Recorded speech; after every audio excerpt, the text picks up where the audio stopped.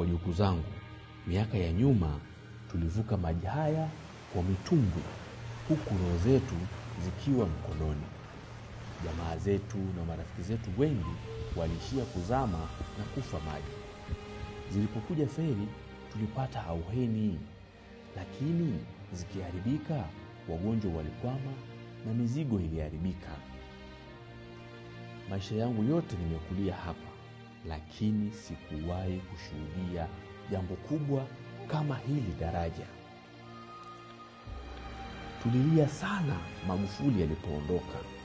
Kwa wasiwasi tulizani hili daraja limekwama.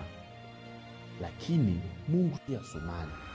Mama Samia alisimama kama simba mwituni. Babu, kumenoga sio mchezo. Wajukuu zangu, daraja hili ni tumaini jipya kwetu. Hivi sasa safari zimerahisishwa, biashara zetu zinasonga, maisha yamekuwa bora kuliko yale ya jana. Mama yetu Samia, hatuna cha kukulipa, ila Oktoba ni lazima tutiki. Jambo moja niwahusie wajukuu zangu, msije kurubunika. Hii nchi tulishaipigania kitambo. Sasa kilichobaki kwenu ni kufanya kazi na maendeleo tu. Obeja Samia.